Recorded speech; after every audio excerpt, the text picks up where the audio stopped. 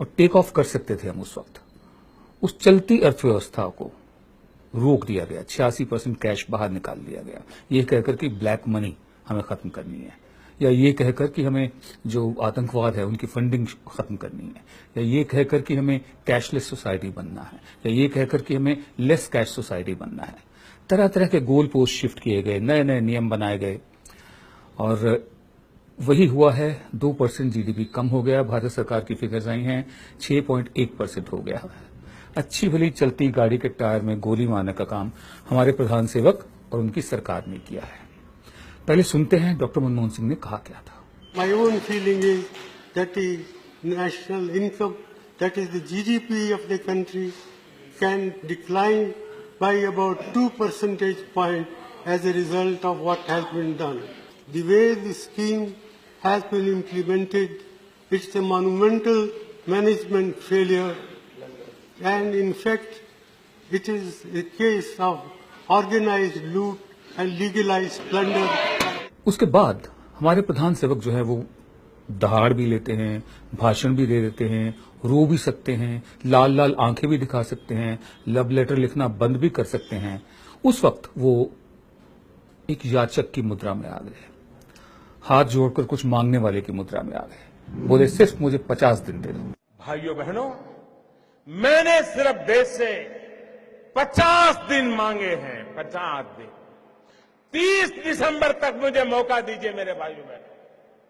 अगर 30 दिसंबर के बाद कोई मेरी कमी रह जाए, कोई मेरी गलती निकल जाए, कोई मेरा गलत इरादा निकल जाए, आप जिस चौराहे में मुझे खड़ा करेंगे, मैं खड़ा होकर के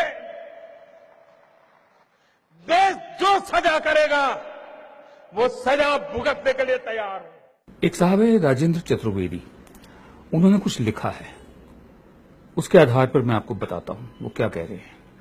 उनका कहना है, वित्त मंत्री श्री अरुण जेटली ने कहा विकास दर में गिरावट, जीडीपी में जो गिरावट आई है उसका कारण नोटबंदी नहीं है बल्कि ग्लोबल है उसका कारण। वैसे तो अरुण जेटली ने कांग्रेस को भी दोष दिया कि जो जीडीपी इस साल कम हुआ है उसकी जिम्मेदार भी कांग्रेस है। दरअसल ये लोग अभी भी विपक्ष में हैं और अभी भी चुनाव की रैली के मोड में हैं, सिर्फ बोलते रहते हैं कि क्या होगा, क्या हुआ है, हमने क्या कर दिखाया है, इस पर कोई चर्चा नहीं है। बहरहाल, बल्कि विकास दर का कारण विमुद्रीकरण नहीं है, नोटबंदी नहीं है, बल्कि ग्लोबल है। और फिर वे खिसियानी हंसी हंस पड़े और वे अपनी झेप मिटाने के लिए पाकिस्तान कश्मीर सेना की चर्चा में जुट गए। इससे इतना तो साफ है कि मंत्री जी को मालूम है कि अर्थव्यवस्था की कमर टूट चुकी है।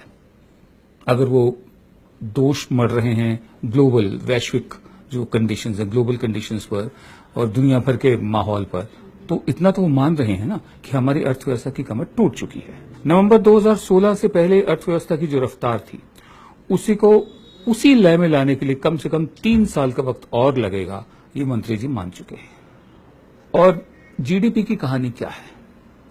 जिस रियल एस्टेट सेक्टर में बीते साल 6% की विकास दर थी वो इस वर्ष घटकर 3.7% हो गई है। जिस मैन्युफैक्चरिंग सेक्टर की विकास दर 12.7% थी वो 5.3% रह गई है। ये दोनों सेक्टर ऐसे हैं जिनका अर्थव्यवस्था पर सबसे ज्यादा असर पड़ता है। अगर मकान नहीं बन रहे हैं, बिल्डिंगें नहीं बन रही हैं, इमारतें नहीं बन रही हैं, तो इसका मतलब ये है कि जो कंस्ट्रक्शन मटेरियल होता है उसकी बिक्री भी नहीं हो रही है। ईंटें, सीमेंट, रेता, लोहे के सरिये, ये तमाम चीजें, इनकी भी बिक्री नहीं हो रही है। मैन्युफैक्चरिंग सेक्टर अगर बेहद कमजोर है, उसकी सेहत ठीक नहीं है, तो इसका मतलब ये है कि बाजार में घरेलू मांग जो है, डोमेस्टिक डिमांड जो होती है, वो भी बेहद कमजोर हो गई है। मतलब उसका असर व्यापार पर भी पड़ा है और व्यापारी जो कमाते थे वो नहीं कमा पा रहे हैं। रियल एस्टेट सेक्टर में कामगारों की सन 2011 में एसोचैम ने संख्या बताई थी कि वो 13 लाख लोग लगे हुए हैं रियल एस्टेट सेक्टर में ही।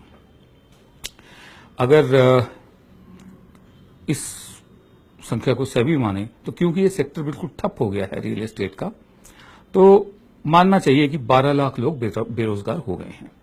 इस आंकड़े में 1 लाख की कमी इसलिए कर दी है कि संभव है कि इतने लोग अधबनी इमारतों की तराई, सामानों की चौकीदारी आदि में अब भी लगे हों। फिर सीमेंट, लोहा आदि भवन निर्माण सामग्री बनाने के काम में लगे बहुत से लोग भी बेरोजगार हुए होंगे। बाकी क्षेत्रों में भी बेरोजगारी बढ़ी है। इस तरह सरकार की एक सनक ने अर्थव्यवस्था का कबाड़ा कर दिया है, लाखों को बेरोजगार कर दिया है। और वो ये बताने की हालत में भी नहीं है कि नोटबंदी से कितना भ्रष्टाचार रुका, कितना कालाधन बाहर आया, कितनी जाली मुद्रा पकड़ी गई। अगर कोई दूरदर्शी सरकार होती तो ये भारतीय अर्थव्यवस्था का स्वर्ण युग हो सकता था। कच्चे तेल की कीमतों में गिरावट के कारण आयात के, इंपोर्ट के बिल में जबरदस्त कमी आई। वो पैसा कहां गया? ये अच्छे दिन हैं। प्रभु, इन अच्छे दिनों से देश की रक्षा करो। ये कहना है राजेंद्र चतुर्वेदी साहब का।